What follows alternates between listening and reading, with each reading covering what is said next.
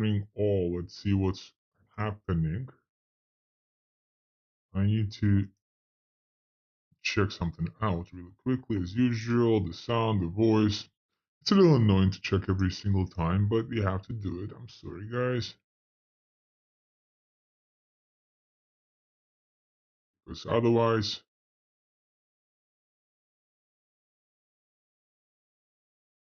we work without the sound, which is going to be even worse.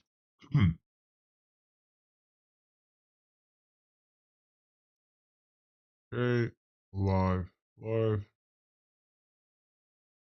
YouTube.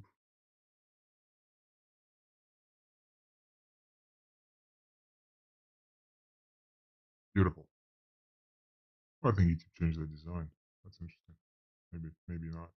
I don't know. Okay, so let me begin with something interesting, something something rather operational. So thanks to upcoming whales who joined us, I'm assuming in the last month, um, I'm not going to be publicly thinking exactly who brought whom for privacy reasons, but thank you so much. You guys know who you are. So I'm sharing the telemetry, and on the telemetry, what you have is you don't see the top of the screen. You see 87 nodes. Again, it was possible. They're not very decentralized. Let's put it this way. Let's be honest, right? But lots of them are validators. I'll show you exactly how many validators we have, and that's quite exciting. And the reason why that's exciting is, remember, every single validator node will get the allocation into the Genesis block of the Ghost chain, and that's going to be the only allocation. So since that's the only allocation, it kind of makes sense to launch as many nodes as possible. And because that way, I mean, of course, kind of, you have to, as a user, as a ghosty, as a whale, as a ghost whale, you kind of need to also understand that, the more nodes you run, kind of, they're ideally going to be as decentralized as possible. Because if your nodes are dropping, then you could be slashed significantly. The slashing function, high level, works in such a way that if less than 10% of nodes drop in a given session, validated nodes, then there will not be much slashing to those dropped nodes. However, if more than 10% of nodes drop, and let's assume you represent more than 10%, in this case, it's very easy. It's just, 87 nodes, 9% roughly is 10% of the nodes. 9 nodes is 10% of the nodes. So if 9 or more nodes drop, then you will actually get the slashing. And if you do get the slashing prior to the genesis, then what's going to happen is a portion of your Casper will be taken away. So you will need to quickly grasp it somewhere, or you won't be a validated node, right? So you're just going to be a node, a full node. And full nodes do not get allocation. Only validated nodes get allocation on the Genesis. So just keep that in mind. But nevertheless, it's amazing, 87 nodes. Now, from here on, so we used to have this path towards decentralization rubric almost a year ago, actually. I think starting in November maybe of 2024, where we would compare Ghost testnet decentralization to other, especially large mainnet blockchains. And so you can revisit the Twitter from last year. You can see how we've been bidding. We, I think, got to 140 nodes or so last year, with up until January, February, right until we had to redeploy another version of Casper. So we were on Casper 1.0, and then we redeployed to Casper 2.0. We lost some nodes there, but I think it's kind of going back up. So there's some talks internally to try to restart this whole series of path towards decentralization, where we would compare how decentralized the testnet is. The testnet, not a mainnet, a testnet is compared to other top blockchains. And just so you guys are aware, from what I remember, top 25 percentile of the major blockchains in the world are roughly at 100, 125 nodes. So if you breach that, if you go above, like get to 140, 150, get to 200 nodes, we would be probably 20 percentile, meaning top 20% of blockchains in the world based on decentralization, if not more. Maybe we're going to be 15%, meaning top 15 percentile. Now, just to give an idea, so okay, nodes and nodes, and last time we only had nodes. Last time we did not have validators because last time Casper 1.0 a year ago, uh, we were like the process of adding validators was manual with Casper 1.0. It just was whatever, and we gradually update stuff, and then at Casper 2.0 it was not manual anymore. Now anybody could become a validator, so just like today. So uh, a year ago, we had 140 nodes, but we did not have 140 validators. Today, let's see how many validators we have. So the best way, either go to your ghostDAO, you can see it there, or go to ghostDAO. When you go to the bridge, you can see here 65 validators. Now, if you um, nominated, if you nominated some of your nodes to become validators, upgraded right from full node to validator, um, and the ghostDAO would show a little bit more, the ghostDAO would show those validators that have been nominated but not validators yet, right? So you'll need to wait until the end of era, end of 24-hour time frame, up until those like newly elected, newly nominated validators would actually become validators. Now the bridge shows just the kind of the current validators that began in the previous era, right? It's like in the current era, therefore. So we have 65. So, a couple of whales have been asking this question, and over the years, of course, this question has been asked numerous times. How, like, almost every single week, somebody would come up with another bridge, yet another bridge they would find. It's like, oh, how is that bridge related to Ghost? How is that bridge related to Ghost? Like, and we would have to respond and stuff. And at some point in time, we just, it's enough, let's just create a framework of identifying whether a bridge is decentralized or not. We created that framework, and perhaps we need to write an article about it to help you guys better distinguish if a project is Web3 or not, pure Web3 or not, right? So specifically for bridges, if a bridge is pure Web3 or not, there are two questions. First question, we probably need to put this into a very short article. First question is, can you become a validator for that bridge? That's the first question. Second question is, if you become a validator, can you monetize that bridge? Okay, so those are the two questions. Very simple questions, no brainer. You're supposed to, right? Like, so essentially, like to put this into plain English, if a bridge is truly decentralized, anybody will be able to validate it, and anybody will be able to monetize it. If at least one or the other is like one of these options is not there, then the bridge is not decentralized. So the question had been arisen recently again regarding like how Ghost is comparing can compare itself to other bridges. So Alchemy provided this database of 75 bridges, 73, and I started going through each one. And my goodness, like it's crazy how very few of these bridges have any information. So for example, Hyperlane. So like I would like to write an article, like super short and sweet article, specifically like, so you guys are equipped with the tool. So you don't have to trust us. You see a project, like we'll probably start with the bridges. Like this is going to be the first article, like, how to, you know nothing about Web3. Okay, cool. How can you figure out if this bridge is Web3 or not? How do you know that this bridge is decentralized or centralized? So let's give you those two questions, right? And then probably going to provide some examples. So Hyperlane, for example, when I started searching for it, like I would like to also give you guys search queries in Google that you can use or ChatGPT for that matter. So for Hyperlane, for example, for any of these bridge, what you should do is like the search queries in Google should be Hyperlane validators, or Hyperlane nodes, or Hyperlane Explorer validators, or Hyperlane become a validator. So you will put those queries and you'll do a little bit of research yourself, right? So again, so you don't trust us, so you can just like see for yourself. And of course, Hyperlane has no freaking information. Like I wouldn't say half of these bridges. I would say 70% of those bridges, like that I've checked so far, like I checked until here, don't have any information about how to become a validator. No documentation how to become a validator. Not on their website.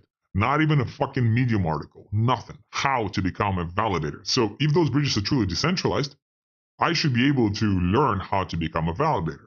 But I can't because there's zero information about it. Yes, yet they are on Alchemy. Oh, Alchemy is featuring them.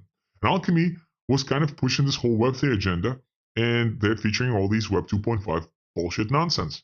That's also a question now, guys, for you guys, right? Like, is alchemy Web3, right? Or are they also becoming more enterprise, right? And controlled by VCs? And the answer is, of course, they are.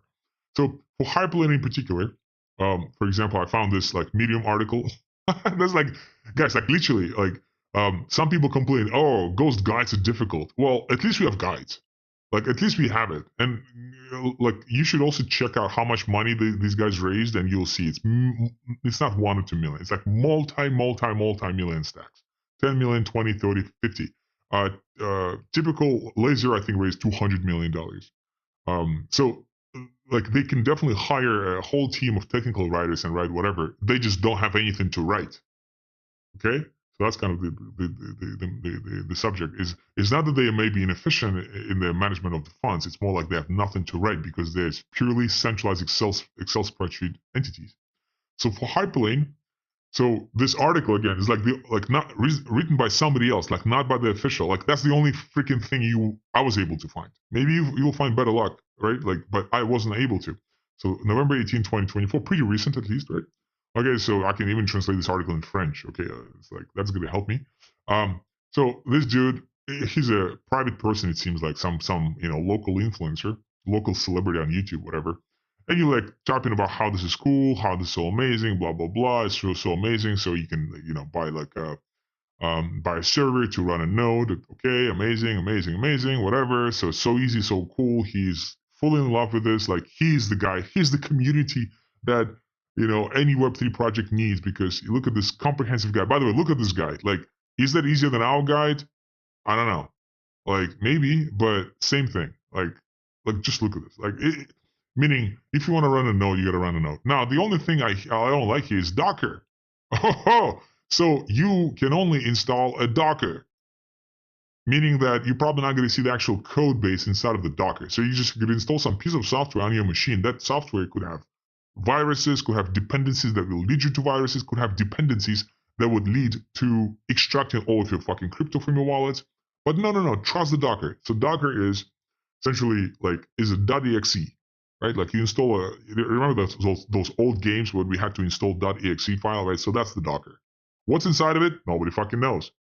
So I'm not sure if that's open source, meaning like I'm not sure, like maybe they do have open source docs, and then Docker is just kind of like making it easier. For Hyperliquid, for example, I'm not sure if you guys remember, there's only Docker. There's nothing else but the Docker for Hyperliquid. So you cannot literally see the code. And the majority of hacks right now are not happening directly. They're happening through external dependencies. So you won't know what external dependencies are in that .exe, that Docker file. So you download it, you run this on your whatever computer, and then boom, all your fucking crypto is gone, right? Well, because you installed something like that, right? So in a trustless way, whatever. That was obviously sarcastic. And then, okay, whatever, verifications, like, oh, cool, like one-click freaking node, easy node. Obviously, there are some, third-party guys who are doing all that stuff where you pay them and whatever. Would be nice. Like, you think that's nice. Would be nice for Ghost to have one-click node. Yes, would be nice to have one-click node, and then therefore also have a very centralized set of node operators, and therefore the whole project is going to be anti-Web3. So easy means, probably another article I'm going to write is easy means, like, sometimes it's like, it's too good to be true. So I want to create this, like, it's too easy to be true. Like, if something is easy, chances are it's not Web3. Right? Because it cannot, like, Web3 cannot be easy, right? Like, we can simplify it, but the goal is not to simplify. The goal is to become better users, right? So the goal is to become so better ourselves that this stuff is easy, not to simplify, not to make stuff easier, but to become better, right? So it's a very, very different mindset. Okay. So, and then the comments. That's like my, where was my favorite one? So responses. Oh, yeah, that one. Is there any benefit of running a node for Hyperlane? And the answer is none. It's like so depressing. Such a depressing comment. So going back to, remember those two questions, right? Can you become well, obviously you're supposed to become a validator. If you cannot become a validator, period, then obviously, so can you validate the bridge? If the answer is no, that's not a decentralized bridge. If you cannot monetize it, that's also not a decentralized bridge. You cannot monetize it. What does it mean? You cannot monetize it, meaning you're not going to be running it. Validators will only be running stuff if they are profiting from it. APY so far on the testnet, that's a testnet, not a financial advice. This information is only for entertainment purposes. Our APY on Ghost is almost 200%. That's why validators would want to become validators, right? Like on the testnet, there are no what's it called? There are kind of not that many incentives. Like the biggest incentive is to become part of the Genesis block. But on the mainnet, if everything progresses like it is today, we'll have 200% APY that every single validator is going to be making. Now for Hyperlane, none. So the question is, will any reasonable validator become a validator? Of course not. Why would they spend time? And the answer is like, well, because because no, that's just like that XRP CTO said, no incentive is the best incentive. That's bullshit. No incentive is the best incentive for you as a CTO. You still have massive incentive to say that shit. But to a normal person, that means nothing. So normal people will just not be validating this thing.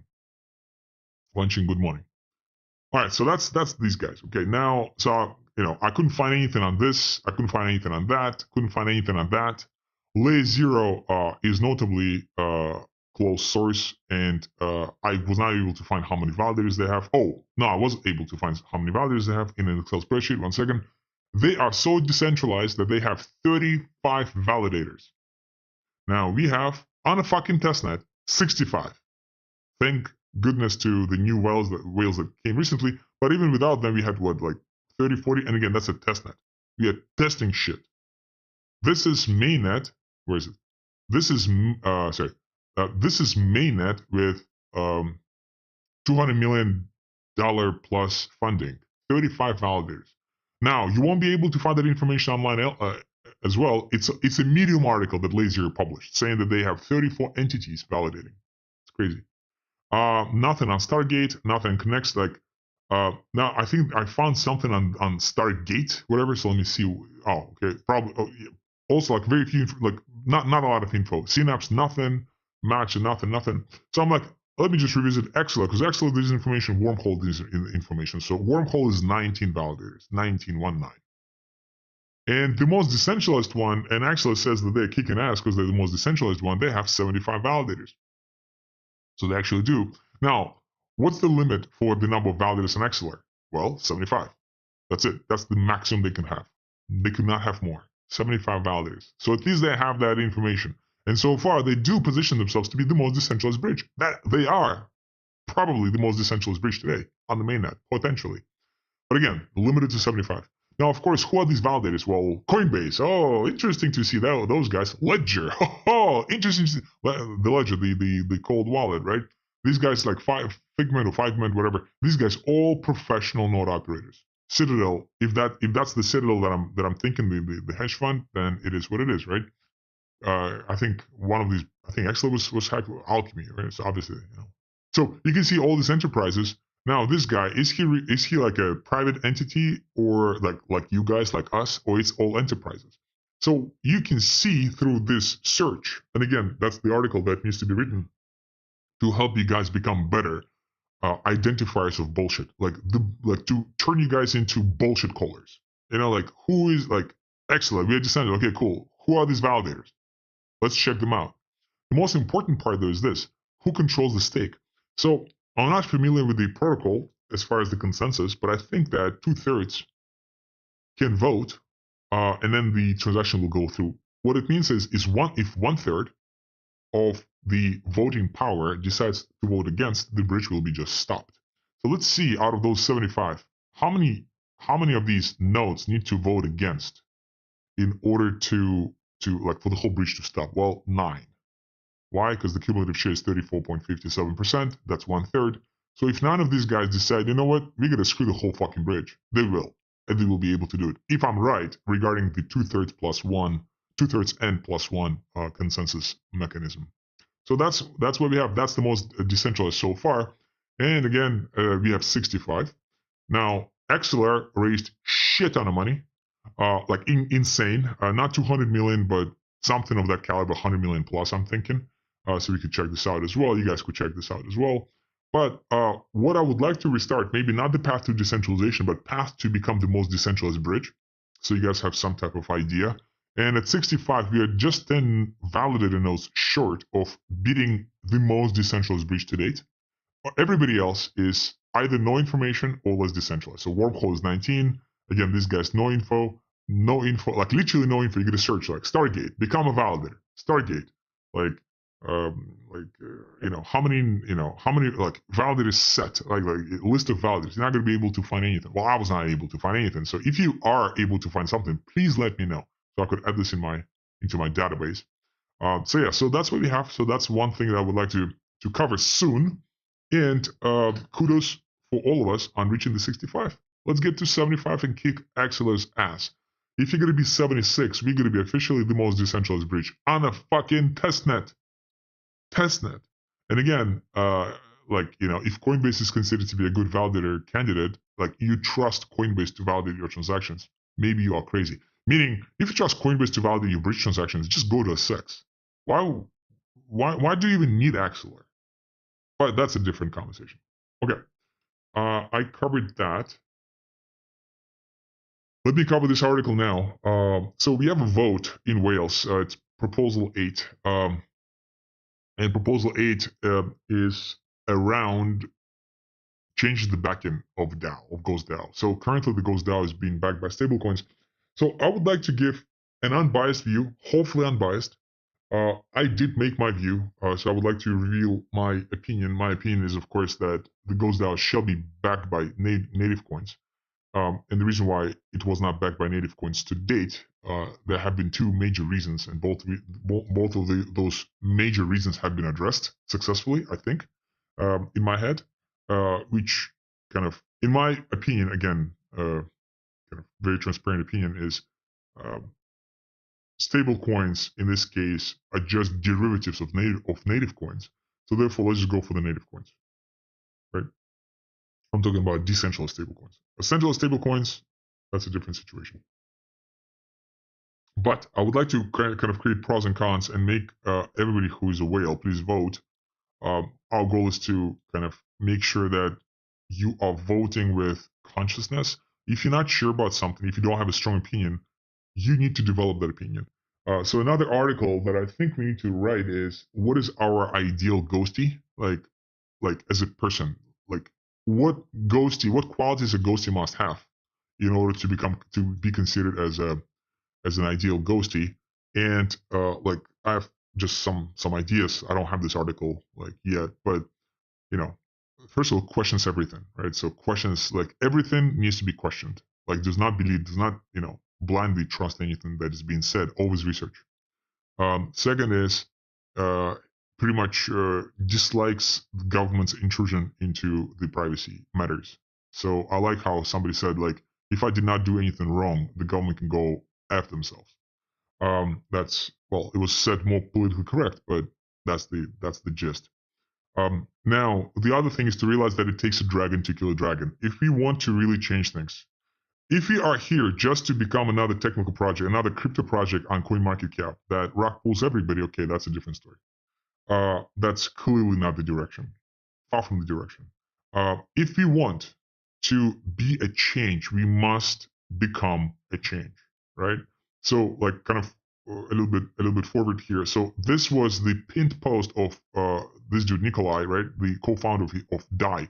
Just to give you a very different idea of how opinions changed, of how the whole kind of like spirit changed. Back in the day, so he pinned, I'm not sure when he pinned it, but definitely until his death in 2022. See how he's like, screw the banking cartels, debt slavery. The language that he's using, very aggressive, very to the point, very specific and action oriented. We don't see that anymore. We see fucking Solana. Oh, we are for enterprises. Okay, thank you. Like, enterprise already fucking us up. Why do we need another thing to support enterprises even more? Why? Because it's a good investment for retail investors? Like, why? All right, or XRP, we are also for enterprises. Okay, congratulations. Enterprise already screwing us all over. They're lobbying the laws against us, preventing any competition, right? Building monopolies that are, hiding under non-monopolies, like AKA, the big tech. And of course, that's all stuff is supported by the government. They're not self-made. That's the problem. If they were self-made, no issue, but they're not. They're corrupt as hell. All of those big enterprises, multinational corporations. That's the problem. The problem is not that they are, having insane stance as far as, economic power. It's fine. but that economic power has been received unfairly. That's the problem. And they keep pushing the unfairness forward to prevent me from competing, prevent you guys from competing. That sucks on the legal level, on the regulatory level, right? That's the problem. But look at this language. We don't have this anymore. When Bitcoin started, the reason why Bitcoin started, Bitcoin is a revolutionary product because it's a cultural phenomenon, right? It's not just a technological fucking project that you invest in like a meme coin. It had a meaning, and people early on had meaning. We don't have lots of people like this anymore. Some people in jail, some people died, natural causes or non-natural causes, right? Some people, like such as John McAfee, for example, right? Some people just made the money and got out because, there's like, it's too much. We made a lot of money. Like, that's it. Like, let's not make the dragon angry. The dragon meaning central banks and the governments and politicians and corrupt, almost all, and multinational corporations. Let's not angry them because we already made our money. But in order for us to really make a difference, we need to be that difference. Like we need to kind of embrace what we want to change. It's not going to be possible for us just to, it's just a technological project. Let's just follow the guidelines, run a node, and then magically, like something is going to change. Nothing is going to change. So, ideal ghosty is somebody who realizes that it takes a dragon to kill a dragon. So we have to become a dragon, a decentralized dragon that they cannot fucking avoid, that they cannot ignore. Like Bitcoin, they cannot ignore it anymore. Blockchain, they cannot ignore it anymore. So Swift is building their own blockchain, which is so funny. Whatever. Another thing is the ideal ghosty realizes it's not going to be easy, right? Easy UX in Apple. Okay, how much stuff do you control in Apple ecosystem, except for buying, overpriced products, right? You don't control shit, right? Here you actually control. You actually participate in governance. So obviously, it's not going to be easy. And two last ones that I have, and I'll definitely have more. So if you have more ideas, please drop them in Wales so I could add. But defend your view. If you have a view, defend it. And develop a view. If you do not have a view, you have to develop the view. Those matters are important. How to develop the view? Ask questions. And then we probably need to add some cultural thoughts to this, like there are no stupid questions. If your comment or helping comment is wrong, it's fine. We encourage to do that, like stuff like this. Like keep making mistakes. Like we need to also like kind of one article will be about what is an ideal ghosty. Another article will be how the entire community need to behave in order to enable more commentary, right? And therefore enable more digging to towards the truth, right? And therefore developing your own view that then later on you have to defend, right? So that's kind of the point of me covering this article right now. So ghostDAO Treasury backend. So Olympus DAO had Frax and DAI. So I think Olympus team has been behind Frax, and Frax was an algorithm stablecoin idea. And then DAI obviously was way before Olympus DAO. Now, quickly about DAI. So we had two founders there, Mr. Christensen and Mr. Mushegian. So Mushegian died. So he made that post on Twitter a day before he died. He was found drowned, essentially, in his clothes on in Puerto Rico. Some people say that he was one of the top 4 billionaires in crypto, which is, I would not be surprised if that's true, because he was probably early on for Bitcoin game. He developed DAI, helped develop DAI. He helped develop another stablecoin called RAI. And then later on, I found out he actually was developing shit ton of other interesting projects. And I did not know of his views until I wrote this article. Like, they were very aggressive, like very much what we stand for as well with Ghost. Like, very much how to escape the central banking cartel debt slavery. Do not borrow money from the central banking cartel. Do not buy their debt, meaning treasuries or savings, high yield savings account. Do not use their currency. Do not use the dollar. Don't pay their taxes. They'll comment. Don't work for them. Don't work for banking system, right? Do not vote for them. Do not support them. Don't allow them to use your property, mortgage, right? Don't allow them to control your life, debt, credit cards, anything. Don't allow them to dictate your future. Do not allow them to exist. MakerDAO founder. Now, what MakerDAO became kind of a soy shit. Why so shit? Because they got exposed to Circle, to USDC. And when they got exposed to USDC, I don't know how much. So one whale asked a good question like, oh, you presented like that 60% of DAI has been backed by USDC, but can you please provide more information? Because that information is 2 years old. And the answer is I can't, because I couldn't find it. There's this website called DAI Stats, meaning statistics of DAI, and that website is no longer functional. So there's no information. The 60% backing of Circle USDC is as of, I think, 2 years ago. And there's no information about DAI. So you want to buy a stablecoin DAI that claims that they are backed by Ethereum and also Circle, in this case USDC, and some other assets as well. And there's no fucking information what they're backed by. So maybe you can check the smart contracts, right? But there's nothing user interface. And this is like a multi-billion-dollar project. So that's very, very interesting. How come they're hiding this information? Maybe they're rotated to Sky, from DAI to Sky, and then Sky has all that info. But DAI doesn't. And DAI still exists. This shit is just scary to me. So A, they are 60% backed by Circle. And that happened after Mushegian's death, right? And kind of the reason why we know that's true is in 2023, when Silicon Valley Bank collapsed, SVB, because of the bank run scenario, Circle dropped by 12%, and DAI, Orange, also dropped by, well, in this case, about 10, 11%.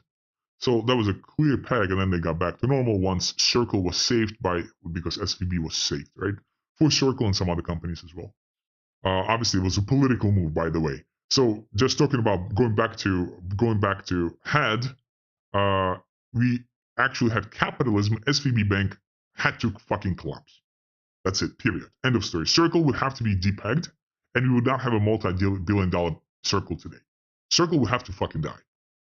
But interventionism allowed the saving of SVB. And I do apologize, guys, if you do have savings in SVB and you got saved and you kind of praising the government for saving you, I understand. But capitalistic forces would just be SVB collapsed, too bad. Diversify for future, diversify. You have up to $250,000, right? Treasury, whatever, secured insurance, right? Everything else, too bad. So sorry, right? And Circle would be depegged. And DAI would, by the way, die as well. We would not have fucking DAI anymore. And maybe that is a good thing. So future Web3 projects don't fuck around and integrate Web 2.5 projects into their architecture. Yeah, I'm trying to be as unbiased as possible. I'm sorry. I'm supposed to be unbiased because we all have to make a decision whether the backend should be stable coins or native coins. So not only that, but this gentleman, Christensen, right after the death of his co-founder, introduced Sky, and Sky doesn't have it yet, but could have balance raising capabilities. When I say could, it means technically possible. For DAI, it's impossible, technically. For Sky, it's not happening today, but it's possible technologically. That's a problem. So they can freeze your shit. That's it. So, and then they will unfreeze you based on whatever. Provide the origination of the funds. Provide your KYC information. Submit your ID. Who will be deciding how to unfreeze stuff? I don't know. Probably some regulators, right? So you can see that something fishy is happening. And of course, the question I'm asking is, if Mushegian has been still alive, would he be supporting, with his views that I've read about banking cartel, would he support Sky? Would he support USDC backing? I doubt it. I freaking doubt it.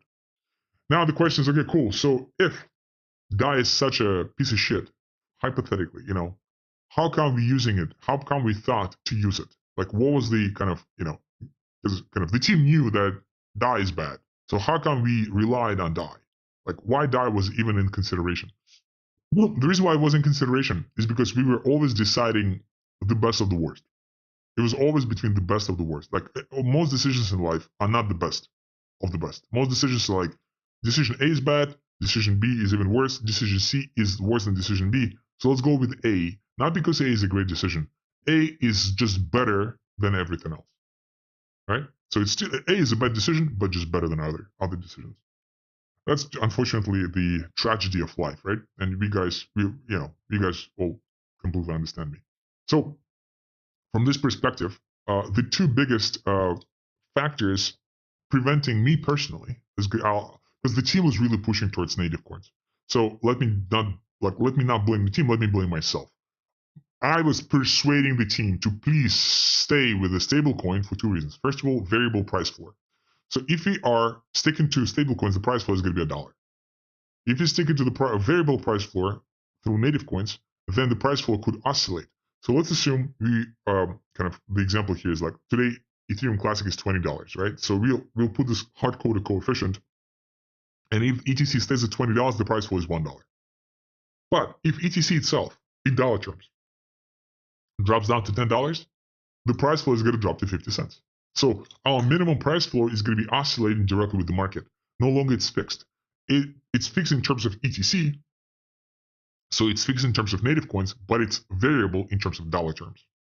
Conversely, if ETC increases by, say doubles from $20 to $40, the price floor is also going to double from $1 to $2. So we have that as well. So it's both. It's not just down, it's also up. So kind of that was my biggest issue. Well, one of the biggest issues, because kind of the council was told the price floor is $1, and how to say, well, and that's pretty much it, right? Like, right. However, kind of what changed in my head is, well, how come we going for all-inclusive blockchains? How can we go for Celo? God, like I'm not trying to like put anything on them. Like, how can we gonna go after Moonbeam? Why are we gonna go after Aurora? Like, why are we gonna go all Harmony? Why are we gonna go after like bullshit chain? With all due respect, maybe they're great chains, and Aurora, by the way, was very helpful. But if let's assume we don't believe in them, why would we even try to bridge it? Right? So I think finding an Infinite Games book really impacted me, where it's like we should not be playing like for the next year. Like we should not be the best quote there is, do not try to outcompete the competition. Try to outlast the competition. That's it. As long as you can outlast the competition, you'll win. Don't try to overcompete, because in the short term, like AI hype went through, lots of tourists from Web3 left. Web3 is naked. It's so boring right now. It's so empty, right? And most of the competition is going out because they are trying to overcompete in the short term. We're trying to outlast. And the fact that Ghost is alive and kicking puts us already, based on my research, top 25% of projects in the world. Because most projects in crypto close after 4 years, and we're not.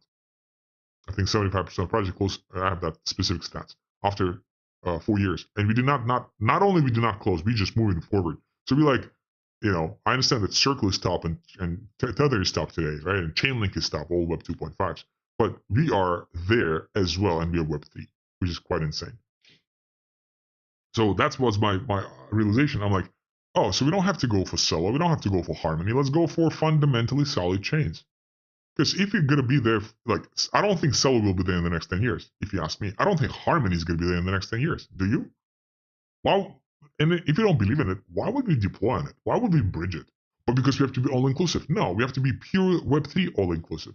Because chains like Ethereum Classic, despite all this, complete mistreatment from the community, right? It exists, and it has almost 5,000 nodes, and it's insane. It's very good. It's a very, very decentralized blockchain. Despite complete mistreatment, everybody forgot about Ethereum Classic, but they do have pure Web3 community that believes in the vision. And we should, and yes, it doesn't have that many dApps, we should absolutely bridge Ethereum Classic. Yet Celo, today they are amazing because they have VC money to market it. Tomorrow they don't exist. Solana is losing its validators. Last time I checked, I think a year ago, it had 1,600 a year ago. When I was writing this article about 2 weeks ago, now they down to 1,000 validators. Let's keep going. Let's see how many validators they have in 2 years. Probably 500. It's going to be dropping. They have nothing to fucking offer except for marketing hype. They do that well. That's a utility to gamble. Fine. But here's the thing: if I want to gamble, let me go to Vegas. Like, at least I'll have some hookers and cocaine with it. Hopefully, it was not very inappropriate. Right? So, like, if I want to gamble, let me gamble with the ladies. Like, why would I gamble in my underpants in front of a computer? Right? It's fucking idiotic. So, okay, that was my first kind of problem that was addressed: variable price floor. The second problem was inflationary backend. So, as we've been doing the research, we realized that lots of these blockchains do have inflation, and the transaction fees are really, really marginal, so they don't really cover much of the validator rewards. So for the most part, the validator rewards are just inflation. So what happens when the quantity of your tokens is being inflated while the price goes down? So, okay, so we have to back ghostDAO with a depreciating asset, being a native coin, right? So we have to kind of back it out with Ethereum Classic, which depreciates by 3% a year. That sucks. That's not a good investment, right? So as an investment, you would like to kind of make sure that it's backed by appreciating assets.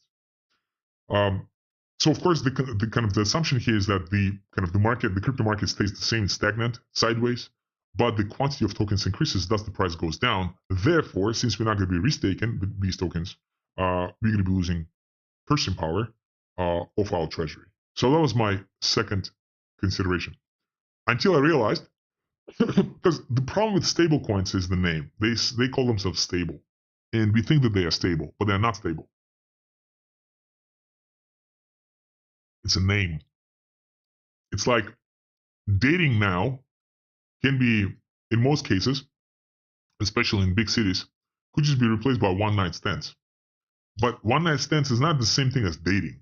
Dating is building a relationship, and one night stands do not build relationships. But it's called dating. Let's just date. We are dating for whatever. We're on 3 days right now, right? So that's like a bad choice of words. And we as human beings, we're just trying to build patterns, and then we just keep building patterns based on the verbal as opposed to based on the actual sense. Stablecoin, and that whole human flaw impacted me too. So stablecoin DAI, it's not stable. It's depreciating by at least 2.7% based on the Bureau of Labor Statistics as of this year.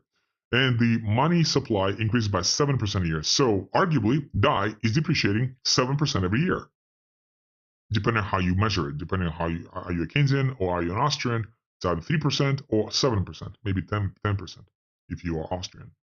So I'm like, oh, I forgot that if we back our treasury with dollars, essentially, digital dollars, that shit depreciates too. I forgot about it because I was like, it's stable, right? But it's not stable. So when we look at the chains that I would like to consider, Tron is a special case because of massive tether positioning. And one whale correctly mentioned that he's like, if you're going to go for all these Web3 projects, why we also go for Web 2.5 project Tron? It's only 27 validators. So we need to kind of discuss it. I wouldn't say it's necessarily Web 2.5. I wouldn't say it's necessarily Web 3. It's somewhere actually in between, probably 2.75. But compared to everybody else, Tron is a good chain compared to the likes of Solana and XRP. It's a great chain actually. But in any case, these guys, for example, Pulse and Ethereum only have actual real inflation of 0.1, 0.2%, which is less than 2.7. Gnosis, the official gas coin of Gnosis is XDAI, which is bridge DAI. So whatever the inflation of DAI, the same kind of inflation is for XDAI on Gnosis, right? So that's exactly what we're using. Ethereum Classic is so far the largest, 3.1%. However, it's depreciating by 20% the inflation every 2 years, roughly, every 5 million blocks. So next year, we'll have, except for 3.1, I think we'll have 2.4%. And then 2 years later, it's going to be like almost 2%. So this inflation is going to be depreciating.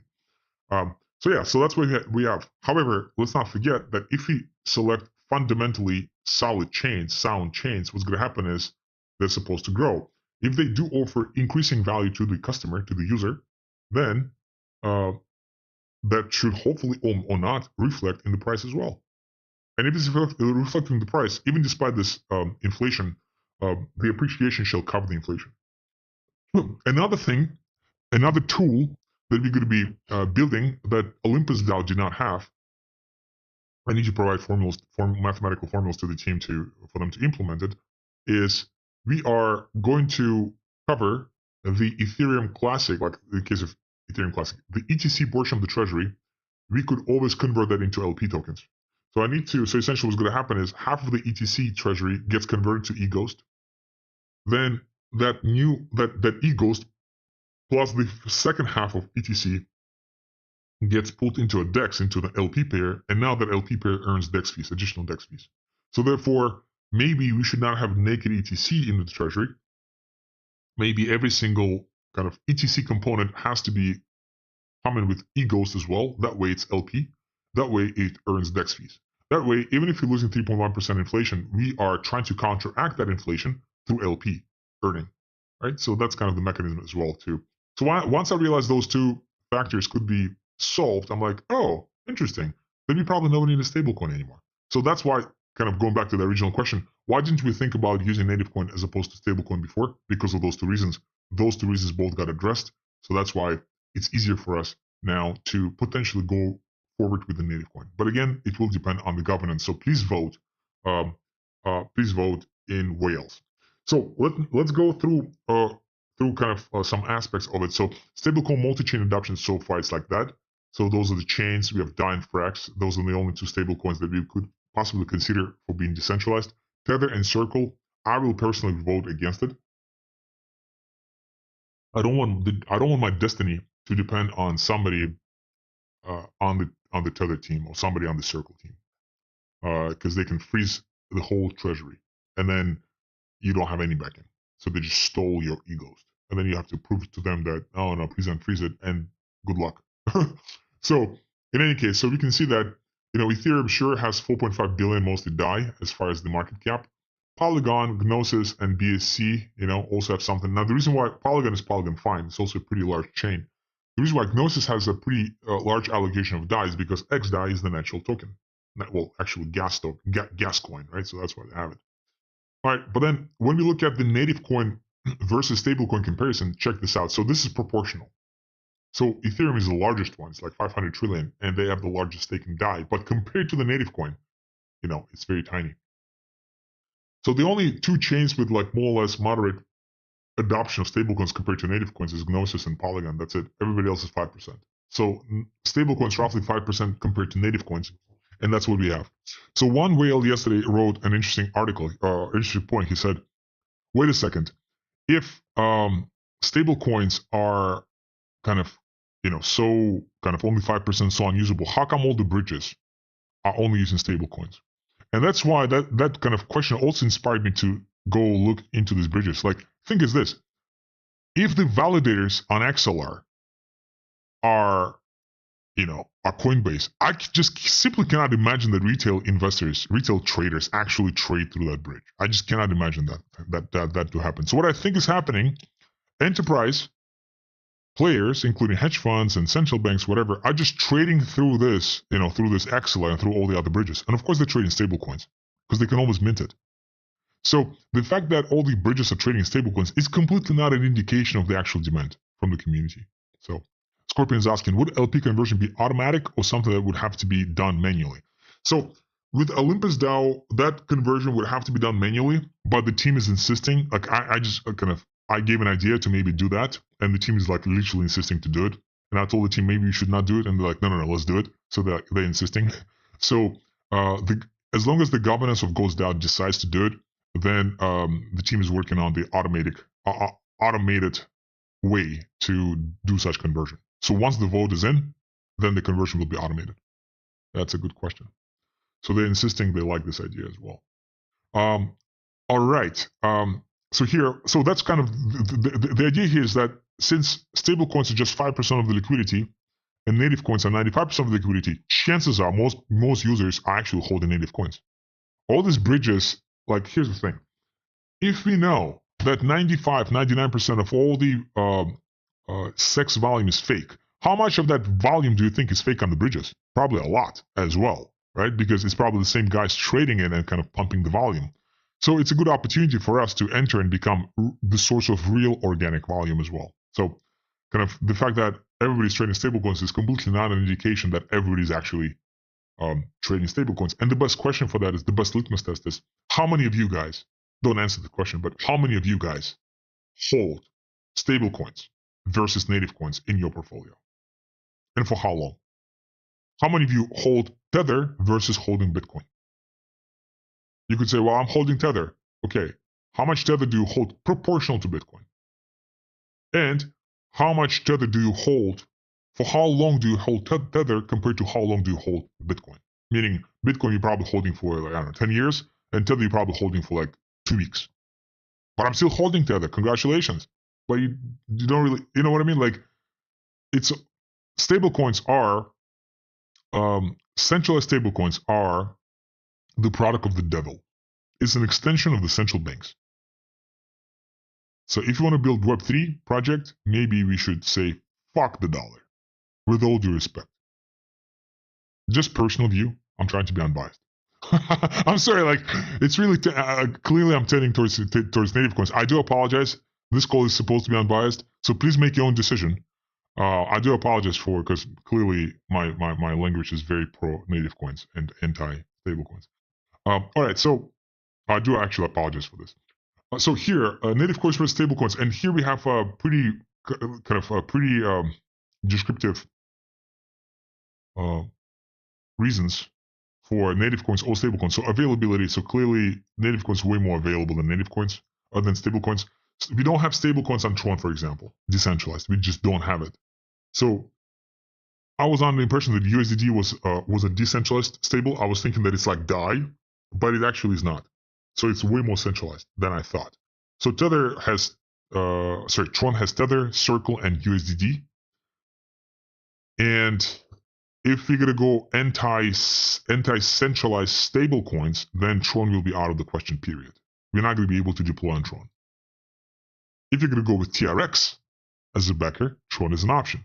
Then the question is, can we do stablecoin? Can we do like DAI backed on Ethereum and have TRX backed on Tron? And the answer is technically we could, but from game theory perspective and tokenomics perspective, it's a disaster because the contracts will be different, the addresses will be different, the tokenomics and demands will be different. For example, let's assume that DAI depegs on Ethereum.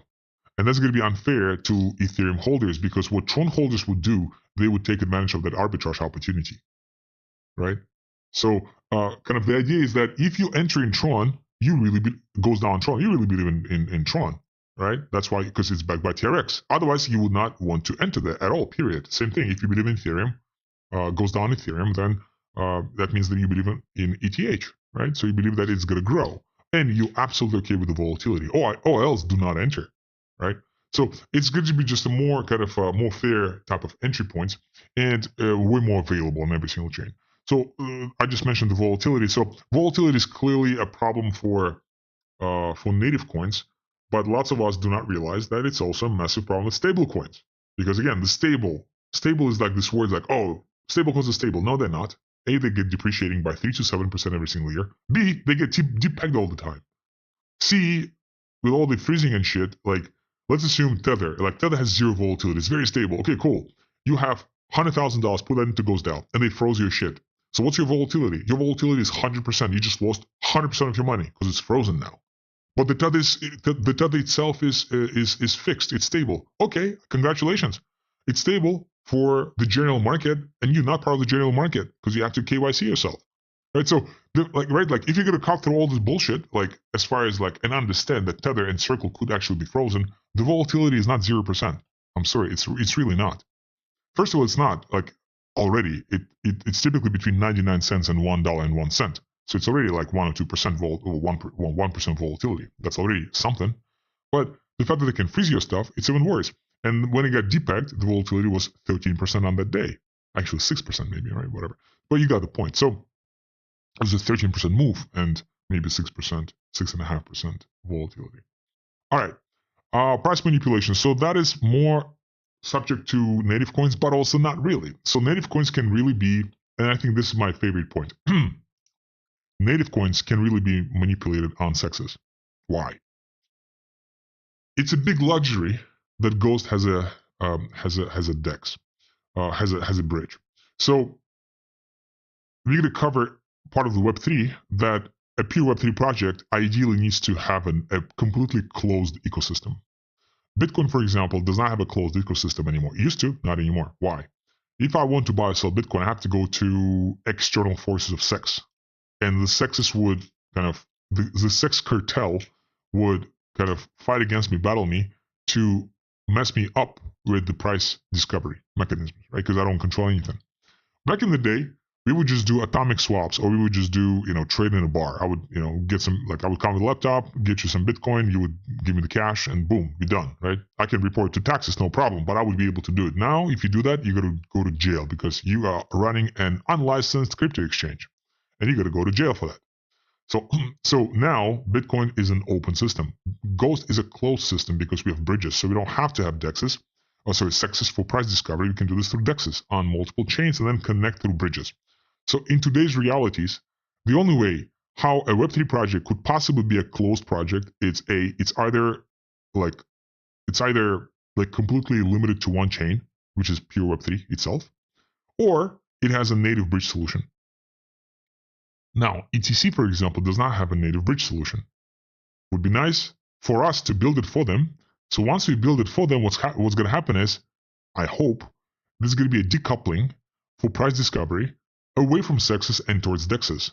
Not possible today, because what are you going to do? Like, let's assume you build a DEX on ETC. So what? Okay, you can trade inside of the DEX. Now what? How do you cash it out? How do you convert to something? With Ghost, you'll be able to convert to other chains. Right? So now I have a lot more possibilities to restake your funds. So therefore, hopefully, we're going to kind of trigger the space, the pure Web3 projects to move more and more liquidity on-chain from SEXs and towards DEXs. So not only the price manipulation will definitely be there at first, but hopefully with the Ghost architecture, there's going to be less and less price manipulation for pure Web3 projects. Thanks to Ghost. Once I realized that, I'm like, oh, that's a really fucking cool vision I really want to be part of. Like, not only are we going to be a pure Web3 project, but we're going to help other pure Web3 projects retain their pureness. That's a vision I want to build. I do not want to build a vision of a bridge connecting dying chains that transact central bank currency.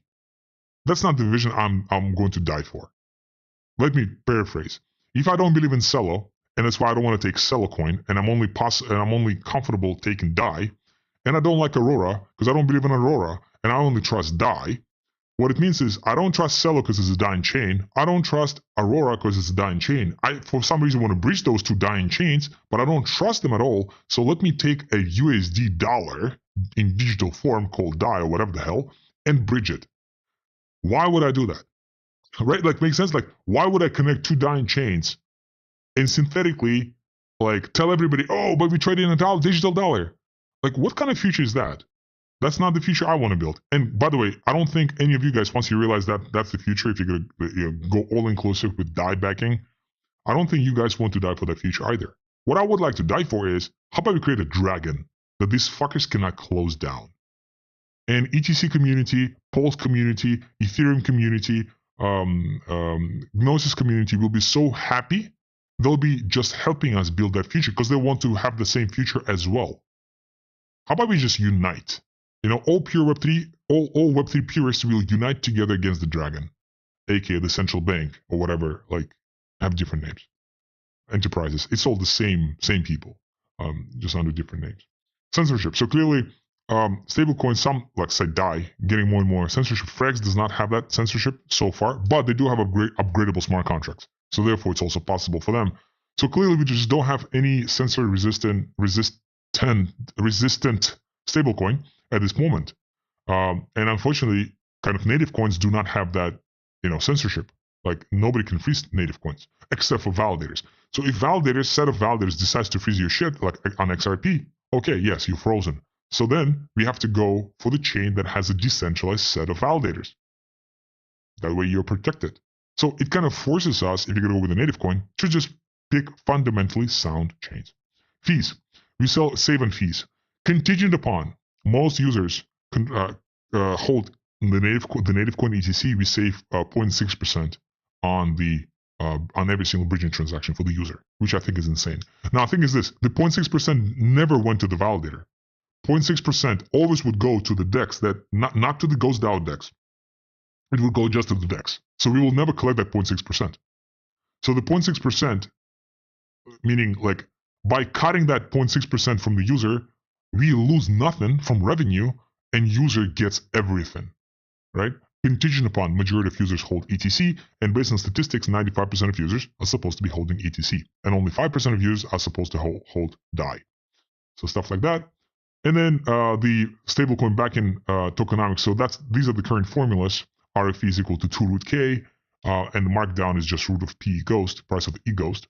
And then when we switch to native coin backing tokenomics, it seems like we have to change not that many formulas. So of course, our deployment will still be experimental, But if you are to change that, the formulas will be A, instead of 2 root k, it's going to be 2 times root k over coefficient, hard-coded coefficient that we deploy with. And as far as the markdown, instead of root of p goes, is going to be root of p goes times root of coefficient. Seems like these are the only 2 formulas plus dependency on these formulas that must be changed. We look through all the smart contracts. Seems like it's kind of doable.